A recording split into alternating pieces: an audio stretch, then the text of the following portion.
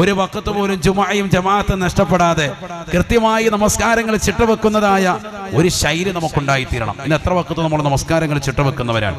ഇന്നത്തെ ഒരു ദിവസം മാത്രം എടുത്ത് പരിശോധിച്ച് നോക്ക്. പുരുഷന്മാർ അവ്വൽ വഖത്തിൽ ജമാഅത്ത് ശ്രദ്ധിച്ചവരാണോ? ചിന്തിച്ചു നോക്ക്.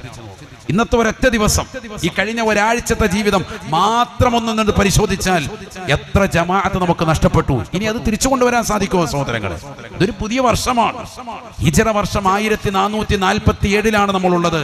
46 നമ്മൾ ഇന്ന് കഴിഞ്ഞു. ഈ ഒരു കൊല്ലമെങ്കിലും ഈ മുഹറം മാസം തീരുന്നതാകുന്ന ഈ ഘട്ടത്തിൽ നമ്മൾ ഓരോരുത്തരും പ്രതിജ്ഞ എടുക്കണം.